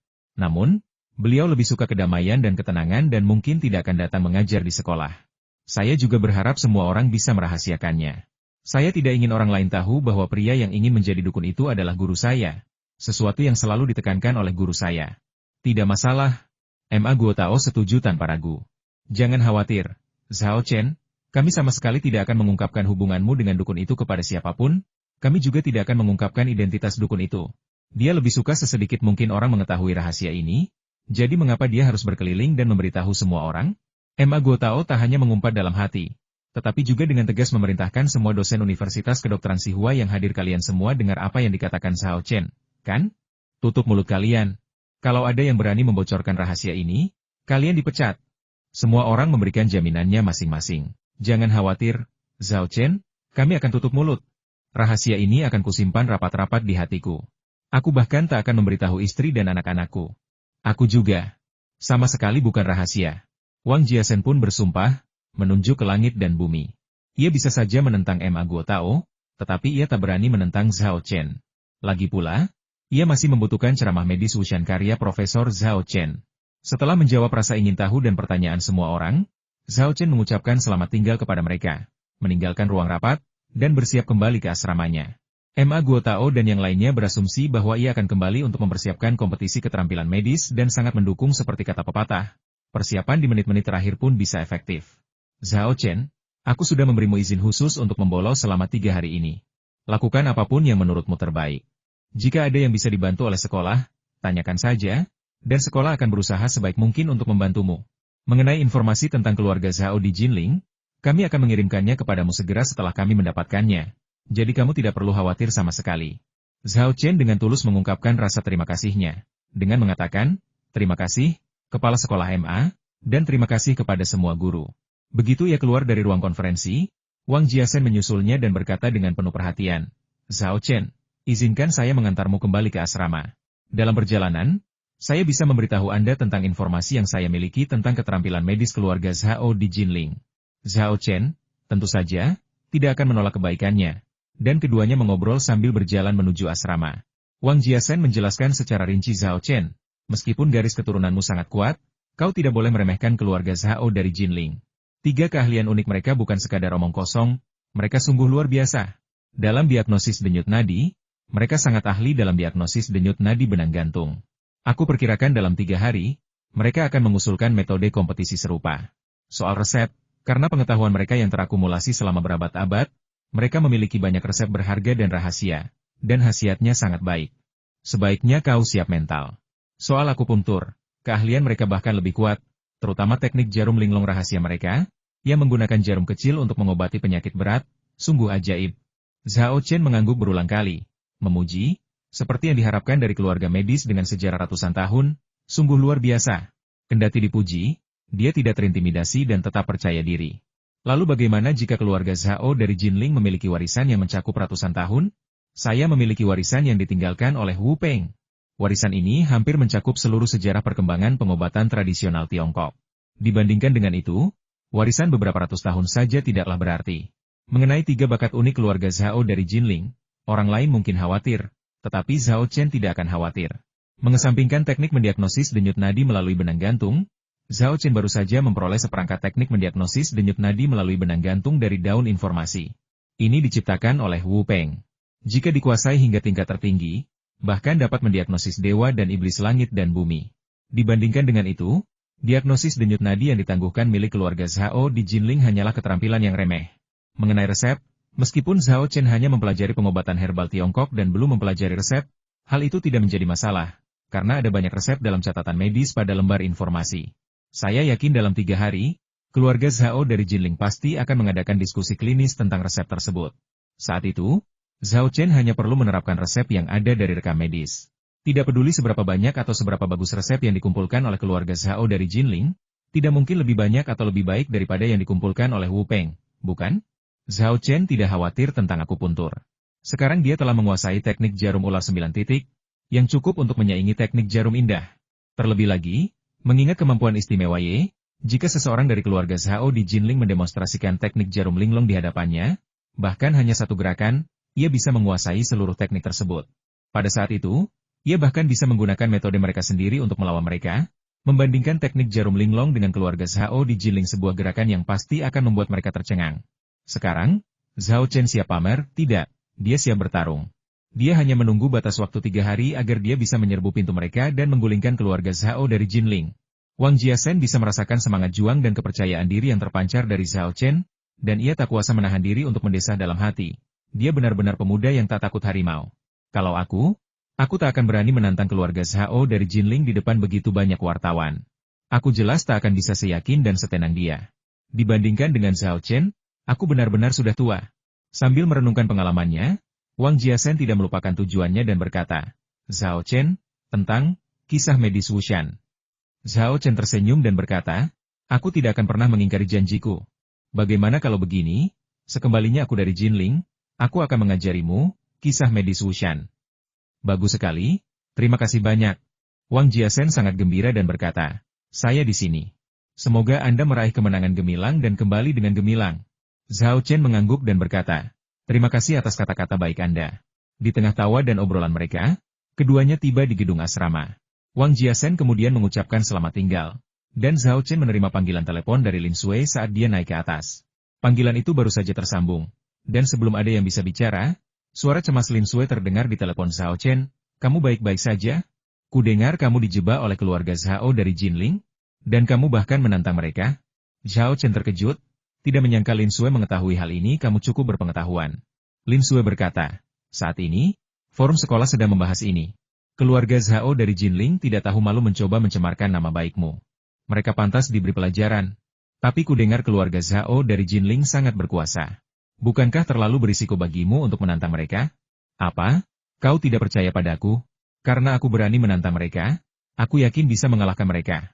Kata Zhao Chen sambil tersenyum. Melihat kepercayaan dirinya, Lin Sui akhirnya merasa lega. Pada saat itu, suara di ujung telepon berubah menjadi Yang Zi. Kemungkinan besar wanita ini telah menunggu di dekat telepon Lin Sui sepanjang waktu, dan akhirnya mendapat kesempatan untuk berbicara. Yang Zi berkata, Yuan Zi kecil, kita akan pergi ke Jinling untuk menyemangatimu 3 hari lagi. Berusahalah sekuat tenaga dan hajar dia sampai babak belur. Jangan mempermalukan kakakmu. Kapan aku mendapat julukan seperti Yuan Zi kecil? Zhao Chen tak bisa berkata-kata. Julukan ini sungguh payah. Kedengarannya seperti memanggil seseorang dengan bola ketan kecil. 3 hari lagi hari Kamis. Apa kalian tidak ada kelas? Yang Zi dengan percaya diri menyatakan, ambil cuti. Kalau tidak bisa cuti, bolos kelas. Kamu sudah membuat keributan besar. Bagaimana mungkin kami tidak ada di sana untuk menyemangatimu? Zhao Chen tersentuh, tetapi masih berkata, bukankah ini tidak pantas? Yang Zi tertawa dan berkata, itu cuma bolos kelas, apa salahnya? Kami sudah memutuskan bahwa sebagai teman, kami harus ada di sana untuk menyemangatimu. Tapi pertama-tama, kalau kamu menang, kamu harus mentraktir kami sup bihun darah bebek. Kudengar itu camilan yang sangat terkenal di Nanjing, dan kami ingin mencobanya. Zhao Chen setuju, tidak masalah. Tapi bagaimana kalau aku kalah? Yang Zi tertawa, kau akan kalah? Lelucon apa ini? Lagi pula tidak ada yang memasang jebakan di kompetisi keterampilan medis ini. Kalau tidak, aku pasti akan mempertaruhkan semua biaya hidupku padamu dan memenangkan banyak uang. Zhao Chen terkejut karena Yang Zi bahkan lebih percaya diri darinya, dan tidak bisa menahan senyum. Saat mereka berbicara, Zhao Chen kembali ke asrama 301. Liu Zuo, Wang Rongfeng, dan Wu yang telah lama menunggu di asrama. Begitu melihatnya kembali, mereka langsung mengelilinginya, mengutuk ketidakberdayaan keluarga Zhao dari Jinling, sambil mengumumkan bahwa mereka juga akan pergi ke Jinling bersama Zhao Chen 3 hari lagi untuk menyemangatinya. Zhao Chen terkekeh, kalian membuat rencana dengan Lin Sui dan yang lainnya? Liu Ju terkejut, apa? Lin Sui dan yang lainnya juga ikut? Zhao Chen mengangguk, bukankah kalian berdua berencana untuk pergi bersama? Lin Sui dan Yang Zi baru saja meneleponku dan bilang mereka akan pergi ke Jinling bersamaku dalam 3 hari untuk menyemangatiku. Saya tidak menyangka gadis-gadis ini begitu setia, kata Liu Ju sambil mengacungkan jempol. Wu Yan berkata, benar begitu? Mereka semua sangat setia. Jadi sebagai saudara baik kakak ketiga, kita tidak boleh mengecewakan mereka. Kakak ketiga, berikan kartu identitas kalian, dan aku akan memesankan tiket kalian ke Nanjing untuk hari Kamis. Liu Zuo lebih bijaksana, jangan pesan untuk hari Kamis, pesan untuk hari Rabu, dan pesan juga hotel di Jinling. Hari Kamis adalah hari dimulainya kompetisi keterampilan medis, dan jika kita pergi pada hari itu, kelelahan akibat perjalanan pasti akan memengaruhi performa Lausan. Jika kita pergi sehari lebih awal, Lausan akan punya cukup waktu untuk beristirahat. Namun, kata-katanya selanjutnya mengungkapkan tujuan sebenarnya. Hei, kakak keempat, jangan terburu-buru memesan tiket pesawat dan hotel. Aku akan menelepon Kisia dan meminta informasi identitas kedua gadis itu agar aku bisa memesan tiket pesawat dan hotel mereka bersama-sama. Dengan begitu, kita bisa bepergian bersama dan saling menjaga. Mata Wang Rongfeng berbinar, lalu ia menimpali. Bos, saran yang bagus sekali, mari kita lakukan seperti itu.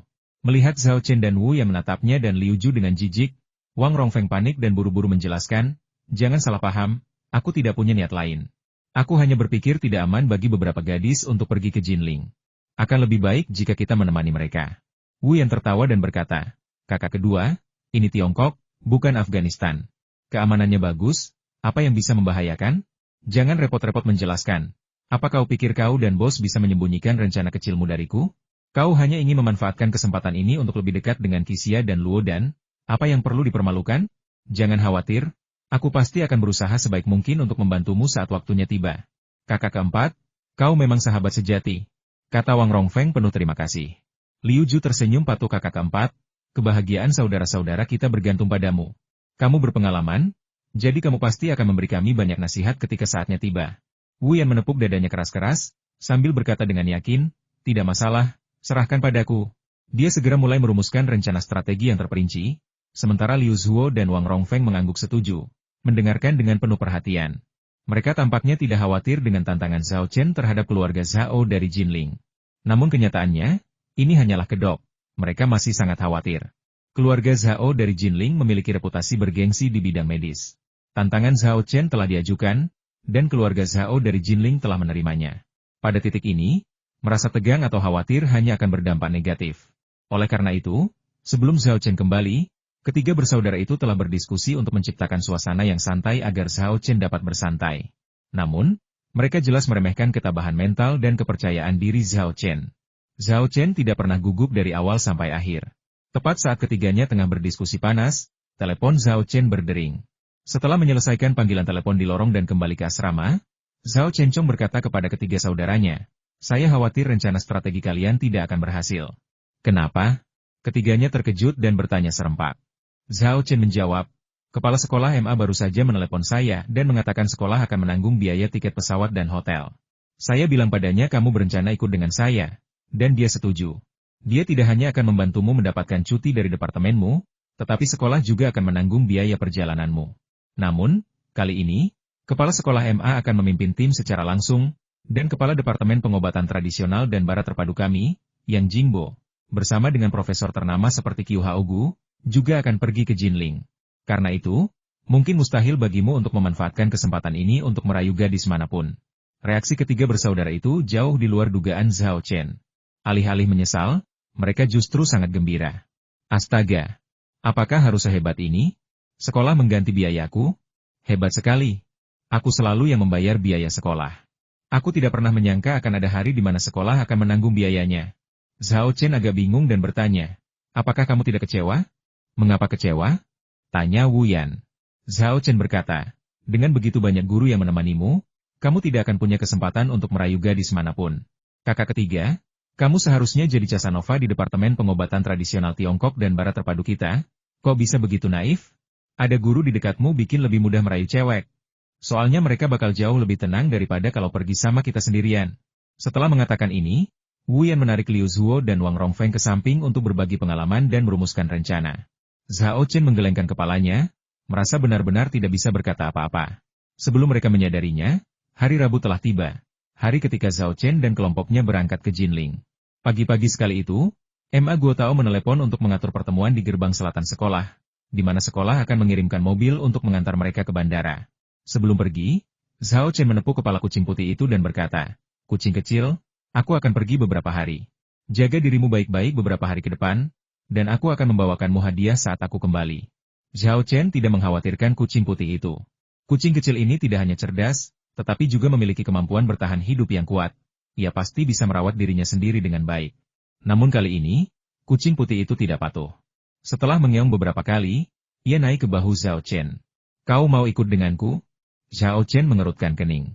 Kucing putih itu telah menemani mereka beberapa kali sebelumnya, dan hal-hal tak terduga selalu terjadi. Mungkinkah sesuatu yang tak terduga terjadi dalam perjalanan ke Jinling ini juga? Kucing putih itu memiringkan kepalanya dan mengeong beberapa kali lagi. Meskipun Zhao Chen tidak mengerti apa yang dikatakannya, ia tahu dari pelukan kucing itu bahwa kucing itu bertekad untuk pergi ke Jinling bersamanya. Zhao Chen mengambil kucing putih itu dari bahunya, memegangnya di tangannya, dan bertanya, "Si kecil, katakan padaku, apakah ada sesuatu yang tidak terduga yang akan terjadi dalam perjalanan ke Jinling ini?" Kucing putih itu terus mengeong. Dan Zhao Chen hanya menyesal karena dia tidak mengerti bahasa hewan dan tidak dapat berkomunikasi dengan kucing putih itu. Setelah ragu sejenak, ia akhirnya memutuskan untuk membawa kucing putih itu. Pengalamannya sebelumnya telah menunjukkan kepadanya kemampuan magis kucing putih itu, dan jika sesuatu yang tak terduga terjadi dalam perjalanannya ke Jinling, membawanya akan membantunya mengubah kemalangan menjadi keberuntungan. Liu Zuo, Wang Rongfeng, dan Wu yang tidak menyadari kemampuan kucing putih itu dan bingung ketika Zhao Chen memutuskan untuk membawanya. Wang Rongfeng bertanya, "Kakak ketiga, kamu pergi ke Jinling untuk berkompetisi dalam keterampilan medis, bukan untuk mengikuti kontes hewan peliharaan. Apa yang kamu lakukan membawa kucing putih itu?" Liu Ju berkata, "Apakah kamu khawatir tidak ada yang akan merawat kucing putih itu setelah kita pergi?" Kita bisa mengirimkannya ke asrama Quoshun dan yang lainnya dan meminta mereka untuk merawatnya selama beberapa hari. Quoshun dan yang lainnya sangat menyayangi kucing putih itu, jadi pasti tidak akan ada masalah. Kamu tenang saja. Wu Yan mengangguk setuju, lalu berkata, saran bos bagus. Kakak ketiga, kenapa kau tidak mengirim kucing putih itu ke asrama Quoshun selama beberapa hari? Zhao Chen menggelengkan kepala dan menolak saran saudara-saudaranya. Karena takut mereka akan khawatir, ia tidak mengatakan yang sebenarnya. Hanya berkata, aku membawa kucing putih itu untuk bersantai. Membawa hewan peliharaan sebelum pertempuran besar membantuku menyesuaikan pola pikirku. Mendengar itu, Liu Zuo, Wang Rongfeng, dan Wu Yan berhenti membujuknya. Setelah turun, mereka berempat pergi ke gedung asrama Departemen Keperawatan untuk menjemput Lin Sui, Yang Zi, dan 3 gadis lainnya, lalu menuju gerbang selatan bersama. Setibanya di gerbang selatan, Zhao Chen terkejut karena tidak hanya para pemimpin dan profesor seperti Ma Guotao dan Qiu Haogu yang sudah menunggu di sana, tetapi sekelompok besar mahasiswa juga berkumpul di sekitarnya. Begitu melihat Zhao Chen mendekat, para murid langsung bersorak memekakan telinga. Lihat, itu Zhao Chen. Zhao Chen ada di sini. Wah, tampan sekali. Dia benar-benar pantas disebut dewa otot. Ototnya gagah, dan apa yang dia lakukan bahkan lebih gagah lagi. Dia berani menantang seluruh keluarga medis sendirian. Keberanian itu tak tertandingi. Zhao Chen, kau harus berusaha sebaik mungkin di Jinling kali ini. Mari kita hancurkan keluarga Zhao dari Jinling dan tunjukkan kepada mereka kekuatan Universitas Kedokteran Xihua. Zhao Chen, kamu akan selalu menjadi kebanggaan kelas 3 pengobatan tradisional Tiongkok dan Barat terpadu kami. Teruslah berprestasi. Menangkan kompetisi keterampilan medis ini. Biarkan ketenaran kelas 3 pengobatan tradisional Tiongkok dan Barat terpadu kami menyebar ke seluruh dunia. Meskipun teriakan itu ditujukan kepada Zhao Chen, Liu Zuo dan yang lainnya juga ikut gembira, merasakan kebanggaan karena bisa ikut menikmati kejayaan. Liu Ju meraih Zhao Chen dan berteriak kegirangan, kakak ketiga, apa kau dengar apa yang dikatakan semua orang? Mereka semua di sini untuk menyemangatimu. Aku mendengarmu. Zhao Chen mengangguk penuh semangat. Ia sungguh tidak menyangka begitu banyak teman sekelas yang datang mengantarnya dan menyemangatinya. Meskipun terharu, semangat juangnya juga membara, semakin membara. Dia melihat Pan Mei, Ma Hanqing, dan teman-teman sekelasnya dari kelas ketiga pengobatan tradisional Tiongkok dan Barat terpadu di antara kerumunan. Selain wajah-wajah yang dikenalnya, ia juga melihat banyak wajah yang tidak dikenalnya di kerumunan. Entah mereka mengenalnya atau tidak, semua orang menyemangatinya saat ini. Saya pasti tidak akan mengecewakan semua orang. Zhao Chen berbicara perlahan dan penuh perhatian, seolah-olah sedang membuat janji atau sumpah. Ma Guotao datang dan berkata, Zhao Chen, kamu masuk ke mobilku. Yang lainnya, naik minibus dan duduk bersama Profesor Qiu dan Direktur Yang. Tidak ada seorang pun yang keberatan dengan pengaturan ini. Ketika Ma Guotao melihat kucing putih di bahu Zhao Chen, ia terkejut ada apa dengan kucing ini? Zhao Chen, kau tidak berencana membawanya ke Jinling, kan? Sebelum Zhao Chen sempat berbicara, Liu Ju menjawabnya kepala sekolah MA, Zhao Chen berencana membawa kucing ini untuk meredakan ketegangan sebelum pertempuran besar. Ma Guotao mengangguk dan berkata, begitu. Baiklah, kalau begitu bawa saja. Aku akan meminta seseorang untuk mengangkutnya melalui udara. Setelah melambaikan tangan kepada para mahasiswa yang telah berkumpul, Zhao Chen masuk ke dalam Audi Ma Guotao. Liu Zuo, Lin Sui, dan yang lainnya mengikuti di belakang para profesor ternama seperti Qiu Haogu dan Yang Jingbo, lalu naik ke dalam minibus di belakang mereka. Setelah semua orang hadir, sedan Audi mulai bergerak terlebih dahulu dan menuju bandara, diikuti oleh minibus di belakang. Saat mobil melaju pergi, para siswa dan guru yang datang untuk mengantar mereka di gerbang selatan juga pergi satu persatu. Di antara kerumunan, ada satu orang yang tidak hadir untuk menyemangati Zhao Chen. Aku benar-benar tidak tahu apa hebatnya anak malang ini sampai-sampai dia bisa menarik begitu banyak orang untuk mengantarnya dan menyemangatinya. Tapi itu bagus, semakin banyak orang yang datang, semakin banyak pula ejekan yang akan dia terima kalau dia gagal dalam tantangan ini. Ye Feng menyaksikan mobil itu melaju pergi, giginya terkatup penuh kebencian. Sebelumnya, ketika keluarga Zhao dari Jinling menjelek-jelekan Zhao Chen di forum, ia cukup senang dan bahkan menghabiskan banyak uang untuk menyewa troll online untuk menjelek-jelekan Zhao Chen. Namun, tak disangka, bukan hanya pihak sekolah yang mendukung Zhao Chen, bahkan pria yang ingin menjadi dukun pun terkejut dan keluar untuk membela Zhao Chen. Entah bagaimana bocah malang dari desa pegunungan terpencil ini bisa mendapatkan dukungan dari dewa dukun. Melihat Zhao Chen lolos tanpa cedera, Ye Feng sangat kesal. Namun, tepat pada saat itu, Zhao Chen, di depan sekelompok wartawan media, menantang keluarga Zhao dari Jinling. Apa artinya mengadili kematian? Ini mengadili kematian. Ye Feng tidak percaya Zhao Chen bisa mengalahkan keluarga Zhao dari Jinling. Dia sudah siap menendang Zhao Chen saat dia kalah. Kamu bermarga Zhao, Aku akan membiarkanmu merasa puas diri sehari lagi.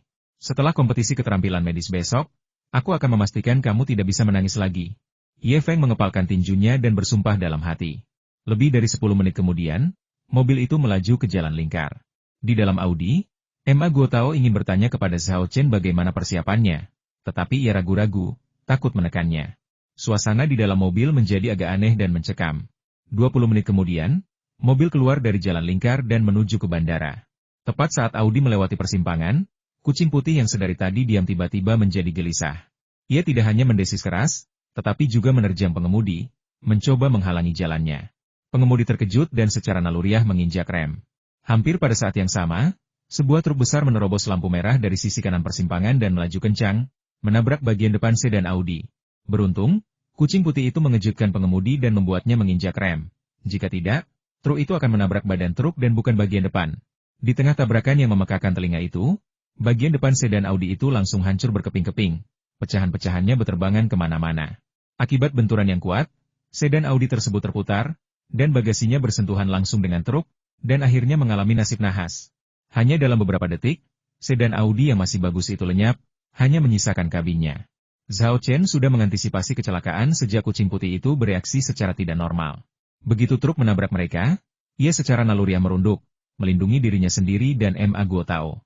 Setelah mobil berhenti, Zhao Chen menegakkan tubuh dan bertanya, "Kepala sekolah Ma, apakah Anda baik-baik saja?"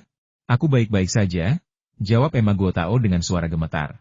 Setelah nyaris mati, ia jelas ketakutan. "Zhao Chen, kau baik-baik saja? Terima kasih banyak telah menyelamatkan hidupku." Meskipun terkejut, Ma Guotao mengingat kejadian saat itu dengan sangat jelas. Jika Zhao Chen tidak melindunginya saat kecelakaan itu, ia pasti akan terluka parah, bahkan mungkin tewas. "Saya baik-baik saja," jawab Zhao Chen, lalu bertanya kepada pengemudi, "Tuan, apa kabar?" Pengemudinya berada dalam situasi yang jauh lebih buruk daripada dua lainnya. Ia menjerit kesakitan dan berkata dengan suara terisak, "Saya tidak bisa menggerakkan kaki saya. Saya tidak tahu apakah itu patah." Zhao Chen mengintip dan melihat bagian depan mobil hancur, menyebabkan kabin pengemudi terpelintir dan berubah bentuk. Kaki pengemudi kemungkinan tersangkut. Ia tidak tahu apakah kakinya patah, tetapi ia memperkirakan tidak akan ada masalah besar. Meski merasa lega, Zhao Chen masih terguncang. Seandainya kucing putih itu tidak mengalihkan perhatian pengemudi dan membuatnya mengerem, truk itu pasti sudah menabraknya. Dalam situasi seperti itu, bahkan jika kultivasinya telah mencapai alam pembersihan sumsum tulang, mustahil baginya untuk menahan truk yang melaju kencang dengan tubuh telanjangnya. Satu-satunya akibatnya pasti remuk menjadi daging cincang. Setelah keterkejutan awal, pertanyaan lain muncul dalam benak Zhao Chen, apakah ini benar-benar kecelakaan? Saat itu, setelah menabrak Audi, truk itu tidak berhenti, melainkan melesat pergi. Saat itulah, sebuah kepala menyembul keluar dari kabin truk dan melirik ke arah lokasi kecelakaan di persimpangan di belakangnya. Sopir truk tidak melihat apa yang terjadi di dalam Audi, tetapi dari pemandangan yang kacau dan Audi yang hancur total, ia sampai pada kesimpulan bahwa semua orang di dalamnya pasti tewas. Kesimpulan ini tidak membuat pengemudi truk khawatir. Sebaliknya, senyum dingin dan puas tersungging di wajahnya. Meong-meong-meong. Di dalam sedan Audi, seekor kucing putih memanjat keluar dari bawah pengemudi dan terus mengeong sambil bertengger di jendela. Saat tabrakan terjadi, kucing putih itu dengan sigap menghindar dan menimpa pengemudi dan tidak terluka. Zhao Chen dan kucing putih itu telah mengembangkan pemahaman diam-diam. Meskipun ia tidak bisa memahami suara mengeongnya, ia tahu kucing itu mencoba mengingatkannya. Ia segera menoleh dan melihat ke arah suara mengeong itu, dan langsung melihat truk besar itu melaju kencang. Mencoba melarikan diri, Zhao Chen mengangkat sebelah alisnya. Jika kecelakaan mobil ini benar-benar kecelakaan, pengemudi truk seharusnya tidak melarikan diri, karena melarikan diri dari tempat kejadian perkara merupakan kejahatan serius. Tetap tinggal dan bekerja sama secara aktif dengan polisi dalam menangani kecelakaan akan menjadi pilihan yang tepat. Keputusan pengemudi truk untuk meninggalkan tempat kejadian menunjukkan ada sesuatu yang mencurigakan tentang kecelakaan ini. Kita benar-benar tidak bisa membiarkan dia lolos. Zhao Chen langsung mengambil keputusan dan mencoba membuka pintu mobil untuk mengejar truk yang melarikan diri itu. Tetapi pintunya rusak akibat benturan dan tidak bisa dibuka sama sekali. Namun, ini tidak menghentikan Zhao Chen. Ia menendang jendela Audi sekuat tenaga, dan dengan bunyi cerak, ia memecahkannya. Ia mencengkeram kursi depan dan belakang dengan kedua tangan dan melesat keluar jendela seperti anak panah, mengejar truk yang melarikan diri itu. Dalam keadaan normal, mustahil bagi seseorang untuk berlari lebih cepat dari mobil dengan berjalan kaki. Bahkan Zhao Chen pun tidak. Namun, dengan jimat bumi yang menyusut, ceritanya berbeda. Dengan efek bumi menyusut sejengkal, Zhao Chen bagaikan seekor caetah yang berlari kencang, dengan cepat mengejar truk yang melarikan diri. Hah!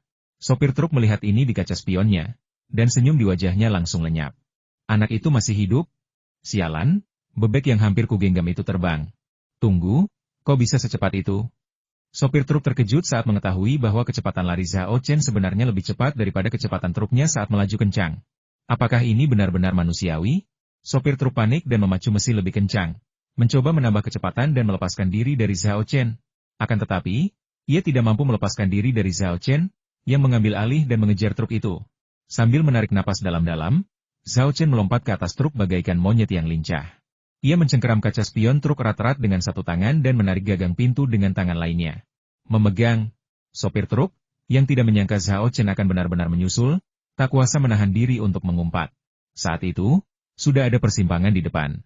Ia menginjak pedal gas dan menghentakkan setir, mencoba memanfaatkan momentum tikungan tajam untuk menjatuhkan Zhao Chen. Sayangnya, dia meremehkan kemampuan Zhao Chen. Tangan Zhao Chen mencengkeram kaca spion dan gagang pintu erat-erat, seolah terpaku di tempatnya. Dengan beberapa gerakan cepat, ia menyerap sebagian besar benturan. Setelah diamati lebih dekat, gerakan Zhao Chen tampak seperti naga yang terbang di lautan awan. Inilah tepatnya gaya naga biru dari 4 teknik suci. Oh sial! Sopir truk melirik Zhao Chen yang menempel padanya seperti lintah, dan rencana jahat lainnya muncul. Ia memutar setir, berniat menggesek mobil yang laju kencang, agar Zhao Chen tergores dari jalan atau bahkan tertabrak dan tewas. Sebelum gerakannya berhasil, Zhao Chen telah melepaskan tangannya dari kaca spion, meninju jendela mobil hingga terbuka, dan mencekik leher pengemudi truk. Hentikan mobilnya, atau aku akan mematahkan lehermu, teriak Zhao Chen dingin. Aura pembunuh yang mengerikan membuat pengemudi truk menggigil tanpa sadar. Dan di saat yang sama, ia merasakan sakit yang tajam di tenggorokannya, disertai rasa sesak yang hebat. Hal ini membuatnya menyadari bahwa jika ia tidak patuh, Zhao Chen benar-benar akan meremukkan lehernya. Sopir truk menginjak rem mendadak. Truk itu tidak langsung berhenti. Karena kecepatan dan bobotnya yang tinggi, ia terdorong ke depan beberapa puluh meter sebelum berhenti total. 2 jejak ban terlihat jelas di jalan. Zhao Chen menggunakan tangannya yang lain untuk meraih ke dalam dan membuka pintu mobil, lalu menarik pengemudi truk keluar dari kabin dan melemparkannya ke tanah. Apa yang ingin kau lakukan? Tolong! Pembunuhan! Teriak sopir truk, mencoba menghentikan pencuri itu. Zhao Chen mengabaikan apa yang diteriakannya dan bertanya dengan tajam. Bicaralah, siapa yang menyuruhmu membunuhku? Sekilas kepanikan melintas di mata pengemudi truk, tetapi ia segera menenangkan diri dan berteriak, jangan bicara omong kosong. Aku tidak pernah berniat membunuhmu. Itu hanya kecelakaan mobil. Kecelakaan mobil yang tak terduga? Zhao Chen mencibir berulang kali. Kau pikir aku anak 3 tahun? Kalau kau tidak menyembunyikan apapun, apa kau akan kabur dari tempat kejadian setelah kecelakaan itu? Apa kau akan mencoba segala cara untuk mengelabuiku setelah aku berhasil menyusulmu? Baiklah, berhenti berpura-pura. Katakan padaku, siapa yang mengirimmu? Tidak ada yang mengirimku, dan aku tidak pernah berniat membunuhmu. Itu hanya kecelakaan mobil biasa. Aku lari karena belum pernah mengalami hal seperti ini sebelumnya dan aku takut. Aku tahu aku salah sekarang. Dan aku akan menelepon polisi untuk menangani kecelakaan lalu lintas ini. Sopir truk bersikeras kecelakaan itu tidak disengaja dan bahkan mengeluarkan ponselnya untuk menelepon polisi. Namun, sebelum sempat menelepon, Zhao Chen merampas ponselnya. Apa yang kau lakukan? Merampok? Tolong! Merampok di siang bolong. Teriak sopir truk lagi, menarik perhatian banyak orang.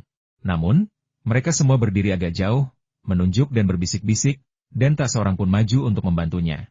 Zhao Chen mengangkat tangannya dan menampar wajahnya dengan kekuatan sedemikian rupa sehingga mulutnya penuh darah dan 2 giginya copot. Setelah hampir kehilangan nyawanya, Zhao Chen benar-benar marah. Ia berkata dengan nada mengancam, kau keras kepala, ya? Baiklah, mari kita lihat seberapa keras kepala kau sebenarnya. Apa yang ingin kau lakukan?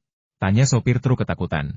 Ia mencoba lari, tetapi begitu ia berdiri, Zhao Chen menendangnya hingga jatuh. Kemudian, Zhao Chen menjentikan pergelangan tangannya dan menusukkan beberapa jarum emas ke tubuhnya. Ah, sopir truk langsung merasakan gatal dan nyeri yang hebat. Ia menggaruk dengan panik menggunakan kedua tangannya. Tetapi semakin ia menggaruk, semakin gatal pula rasa gatal itu, dan rasa gatal serta nyeri itu menyebar ke seluruh tubuhnya. Ia tak sanggup menggaruk semuanya hanya dengan tangannya. Dalam sekejap mata, sopir truk itu telah menggaruk dirinya sendiri hingga muncul bekas-bekas luka berdarah, yang tampak sangat mengerikan dan mengerikan. Bagaimana perasaanmu? Masih keras kepala? Tanya Zhao Chen. Sopir truk merasa seperti dibuat gila. Ia lebih baik mati daripada menanggung siksaan ini lebih lama lagi. Mendengar pertanyaan Zhao Chen, dia buru-buru menggelengkan kepalanya. Apakah kamu bersedia menjawab pertanyaanku sekarang? Zhao Chen bertanya lagi. Sopir truk itu mengangguk berulang kali. Ia akan setuju melakukan apapun tanpa ragu, asalkan bisa menghilangkan rasa gatal dan nyeri yang menyiksa ini. Alih-alih mencabut jarum akupuntur, Zhao Chen mengangkat tangannya dan menekan titik akupuntur Tanzong di dada pengemudi truk.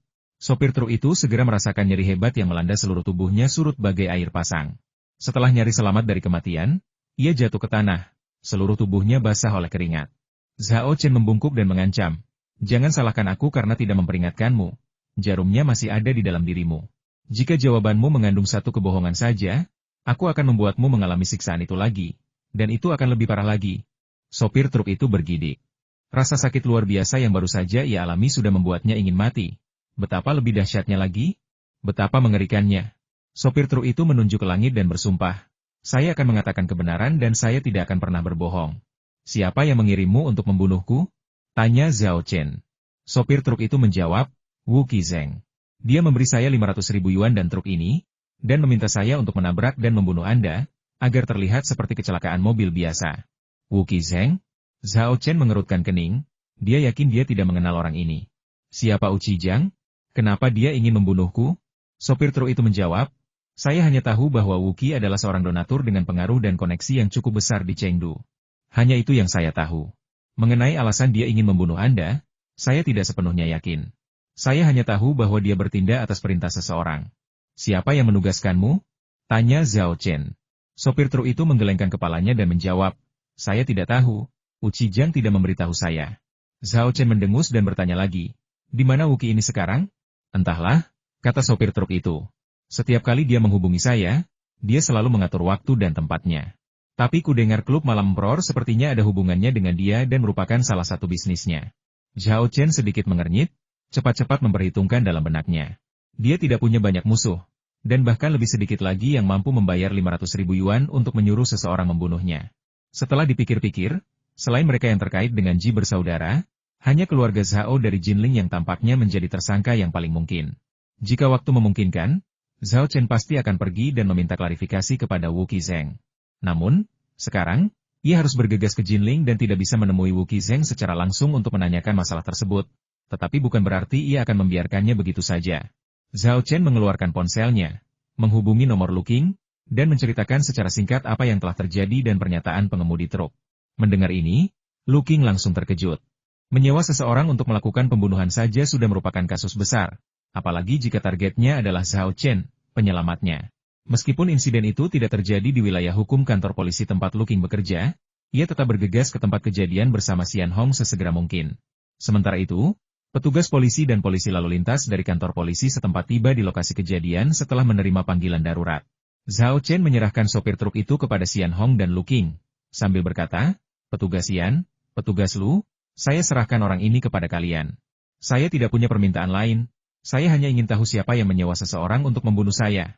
Jangan khawatir, kita akan segera mengetahui kebenarannya, kata Xian Hong dan Luking serempak. Para petugas polisi di kantor polisi setempat mengerutkan kening. Mereka ingin mengatakan bahwa kasus ini bukan tanggung jawab mereka, tetapi mereka menelan kembali kata-kata itu. Xian Hong akhir-akhir ini sedang menjadi perbincangan, memecahkan beberapa kasus besar. Kabarnya ia akan segera dipindahkan ke Biro Keamanan Publik Kota sebagai wakil direktur, sehingga polisi tidak berani menyinggungnya dengan mudah. Mengetahui bahwa Zhao Chen sedang terburu-buru mengejar penerbangan, Luking langsung mengambil pernyataan singkat darinya. Saat Zhao Chen hendak pergi, ia menatap sopir truk dan tiba-tiba teringat sesuatu. Ia bertanya, saya penasaran, bagaimana Anda tahu kita akan mengambil rute ini? Sopir truk dengan cepat menjawab, Uci telah mengirim anak buahnya untuk mengikuti kendaraan Anda. Mendengar ini, ekspresi Xian Hong dan Luking berubah secara bersamaan. Karena ada yang mengikuti kita, kemungkinan besar Wu Qizeng sudah tahu apa yang terjadi di sini. Jika orang ini memanfaatkan kesempatan untuk kabur, situasinya akan jadi rumit. Zhao Chen tidak khawatir tentang hal ini. Dia punya teknik pelacakan, jadi meskipun polisi tidak bisa menemukan Wu Qizeng, dia masih bisa menemukannya. Satu pertanyaan terakhir karena Uci memintamu menyamarkan pembunuhan itu sebagai kecelakaan mobil biasa. Kenapa kau tidak berhenti setelah kecelakaan dan malah kabur dari TKP? Bukankah itu jelas menunjukkan ada yang tidak beres? Tanya Zhao Chen lagi. Sopir truk itu, dengan wajah muram, berkata, saya pikir, bahkan dalam kecelakaan mobil biasa yang mengakibatkan kematian, saya akan dipenjara selama beberapa tahun. Jika saya bisa lolos, saya bisa mendapatkan uang dan terhindar dari hukuman penjara. Bodoh. Zhao Chen mengucapkan dua kata.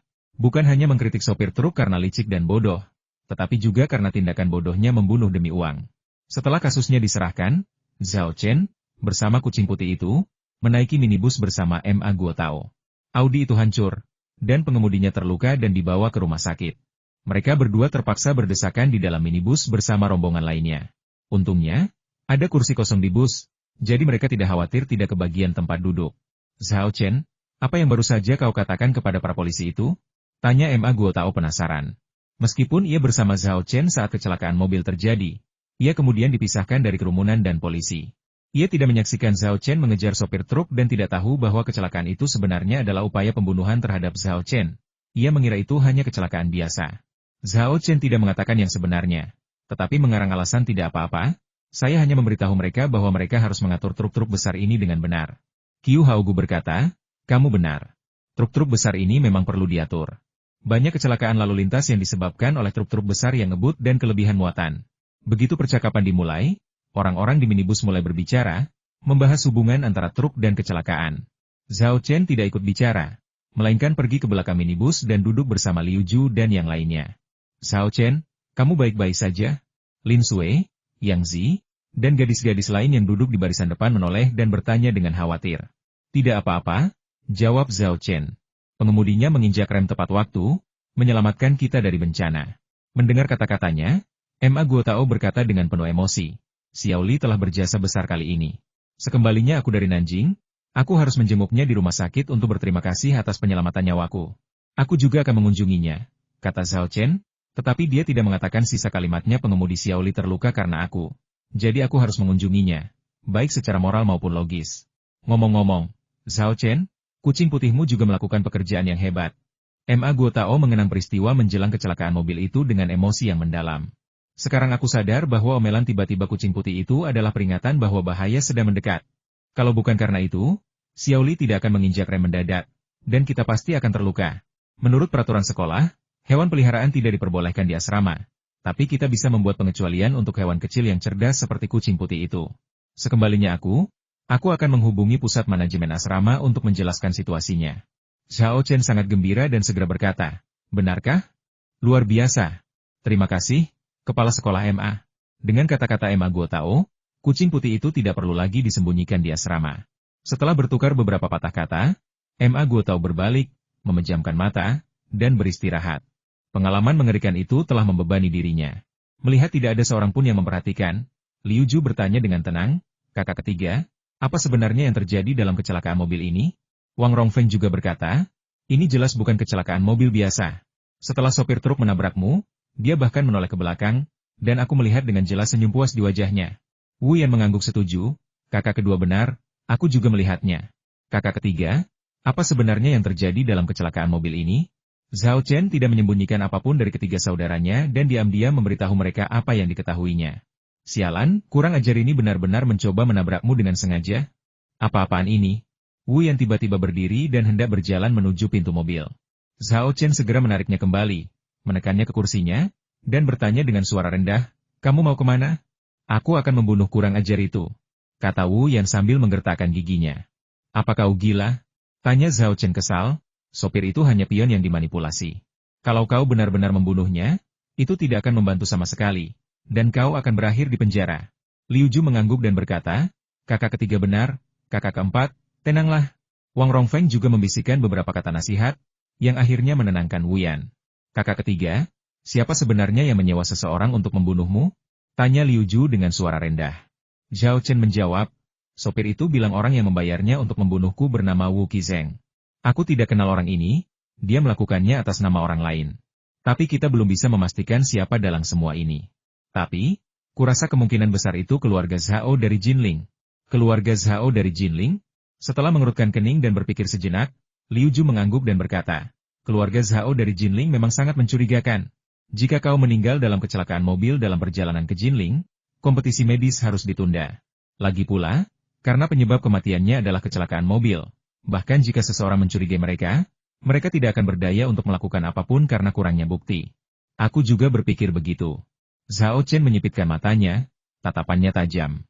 Perjalanan ke Jinling ini mungkin tidak sesederhana itu. Wu Yan menggertakkan giginya, nadanya penuh penghinaan keluarga Zhao dari Jinling benar-benar tercela. Dulu menjebakmu saja sudah cukup, tapi sekarang mereka malah menyewa seseorang untuk membunuhmu. Kilatan tajam melintas di mata Wang Rongfeng saat ia berkata dengan dingin, "Kakak ketiga, kita tidak bisa banyak membantu dalam kompetisi keterampilan medis. Tapi kalau soal bertarung, kita saudara-saudara cukup kuat. Menurutku, perjalanan ke Jinling ini bukan hanya adu akal, tapi juga adu kecerdasan. Kalau saatnya tiba, kita pasti akan menghajar bajingan-bajingan dari keluarga Zhao di Jinling itu dan memberitahu mereka kenapa bunganya begitu merah." Wu Yan bertanya dengan rasa ingin tahu, "Mengapa?" Wang Rongfeng memaksakan diri mengucapkan 3 kata sambil menggertakkan giginya berlumuran darah. Zhao Chen menggelengkan kepala dan berkata dengan serius, "Jika kita benar-benar harus melawan keluarga Zhao dari Jinling, kuharap kau bisa melindungi para gadis dan guru-guru itu dan mengevakuasi mereka sesegera mungkin. Setelah mereka berada di tempat yang aman, kembalilah dan bantu aku." Liu Ju, Wang Rongfeng, dan Wu Yan bertukar pandang dan mengangguk serempak, sambil berkata, "Tidak masalah. Tidak ada hal tak terduga yang terjadi sepanjang sisa perjalanan." Setelah tiba di bandara, rombongan terlebih dahulu melakukan check-in kucing putih, kemudian menukar boarding pass dan pergi ke terminal untuk menunggu boarding. Pada saat yang sama, di Jinling, di kediaman keluarga Zhao. Dengan ekspresi muram, Zhao Dezu mendorong pintu kamar Zhao Jingrou. Zhao Jingrou sedang bermain game ketika dia terkejut dan berkata dengan tidak senang, "Ayah, mengapa ayah masuk tanpa mengetuk?" Zhao Dezu berkata dengan dingin, "Aku punya sesuatu untuk ditanyakan padamu." Tanpa menoleh, Zhao Jingrou berkata, "Ada apa? Tunggu sampai aku menyelesaikan permainan ini." Zhao Dezu melangkah maju, meraih monitor komputer, dan melemparkannya dengan keras ke tanah, di mana monitor itu langsung hancur berkeping-keping. "Ayah, apa yang ayah lakukan?" Zhao Jingrou kesal dan ingin marah. Tetapi setelah melihat wajah Zhao Dezu yang muram, ia dengan bijak mengganti topik pembicaraan. "Apa yang ingin ayah tanyakan?" Zhao Dezu bertanya dengan suara berat, "Saya baru saja menerima kabar bahwa Zhao Chen mengalami kecelakaan mobil di Rongcheng. Apakah Anda menyuruh seseorang melakukan ini?" Zhao Jingrou sangat gembira Zhao Chen tertembak dan terbunuh. "Haha, hebat sekali. Wu Qizeng memang hebat, dia tidak mengecewakanku. Apakah kamu benar-benar memerintahkan seseorang untuk melakukan ini?" Zhao Dezu sangat marah dan mengangkat tangannya untuk menampar seseorang, tetapi tangannya membeku di saat-saat terakhir. Dia tidak sanggup memukulnya. Justru karena sifat memanjakannya, Zhao Jingrou mengembangkan kepribadiannya yang mendominasi. Setelah menghela napas panjang, Zhao Dezu menurunkan tangannya dan berkata dengan wajah getir, "Kenapa kau melakukan ini? Bukankah sudah kubilang kau tidak boleh menyerang Zhao Chen sebelum kompetisi keterampilan medis dimulai? Aku melakukan ini untuk melindungi reputasi keluarga kita." Zhao Jingrou berbicara dengan kemarahan yang benar. "Keluarga Zhao kami dari Jinling adalah keluarga medis dengan sejarah ratusan tahun. Adapun Zhao Chen, dia hanyalah orang miskin biasa dari desa pegunungan terpencil. Kualifikasi apa yang dia miliki untuk bersaing dengan kami dalam keterampilan medis? Apapun hasil kompetisi ini, reputasi keluarga Zhao kami dari Jinling akan rusak. Lebih baik menyingkirkannya terlebih dahulu. Setelah dia meninggal, kompetisi medis tidak dapat diadakan. Reputasi kami, keluarga Zhao dari Jinling, tentu saja akan terpelihara." "Kamu?" Zhao Dezu sangat marah sehingga dia tidak tahu harus berkata apa. Zhao Jingrou terkekeh dan berkata, "Ayah, aku tahu apa yang ayah khawatirkan. Jangan khawatir, aku sudah merencanakan ini dengan sangat matang. Kematian Zhao Chen adalah kecelakaan mobil, dan tidak akan ada yang mencurigai kita." Zhao Dezu mencibir, "Jika rencananya benar-benar cermat, Zhao Chen tidak akan lolos tanpa cedera." "Apa? Sama sekali tidak terluka?" "Mustahil." Mulut Zhao Jingrou menganga, wajahnya dipenuhi rasa tidak percaya. Zhao Dezu berkata, "Apakah aku berbohong padamu? Meskipun kecelakaan mobil itu terjadi, Zhao Chen tidak terluka. Dia mungkin sudah naik pesawat ke Jinling. Bagaimana ini bisa terjadi? Wu Qizeng sialan. Bagaimana dia bisa menangani ini? Dia benar-benar tidak bisa diandalkan." Zhao Jingrou baru saja memuji Wu Qizeng, tetapi sekarang dia langsung berubah menjadi bermusuhan.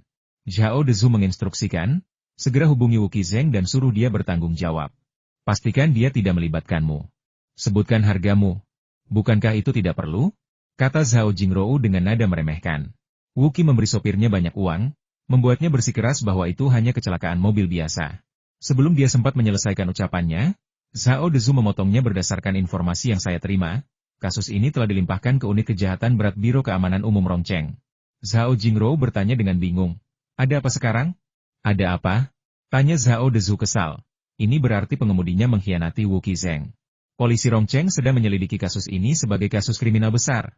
Zhao Jingrou panik total, mengumpat, Wu Qizeng sialan itu. Dia sebelumnya berjanji padaku bahwa tidak akan ada masalah, tapi sekarang dia malah membuat begitu banyak masalah. Dia benar-benar hina. Kalau aku bertemu dengannya lagi, aku akan menghajarnya habis-habisan. Pada saat yang sama, dia dengan panik mengeluarkan teleponnya dan menghubungi nomor Wu Qizeng. Namun tak lama kemudian, ekspresinya berubah semakin panik, ponselnya mati. Zhao Dezu tetap tenang dan berkata, sepertinya Wu Qizeng ini cukup cakap. Dia pasti sudah mendapat peringatan sebelumnya dan mematikan ponselnya untuk melarikan diri. Tidak apa-apa, dia pasti akan meneleponmu begitu sampai di lokasi aman. Lalu kau bisa bernegosiasi dengannya. Jika semuanya gagal, cari tahu keberadaannya dan bunuh dia untuk mengakhiri semuanya. Zhao Jingrou mengangguk berulang kali. Ia benar-benar bingung dan hanya bisa patuh mengikuti instruksi ayahnya. Zhao Dezu menepuk bahu putrinya dan berkata lembut, sayang, aku harap ini memberimu pelajaran. Ingat kata-kataku, jangan membuat masalah lagi sebelum kompetisi keterampilan medis. Setelah kompetisi, aku tidak akan keberatan dengan apapun yang ingin kau lakukan pada Zhao Chen. Ya, aku mengerti. Zhao Jingrou mengangguk. Setelah menyebabkan kekacauan sebesar itu, ia tak lagi berani membuat masalah sebelum kompetisi keterampilan medis. Namun, ini bukan berarti ia akan membiarkan Zhao Chen lolos begitu saja. Justru, kebenciannya terhadap Zhao Chen semakin kuat.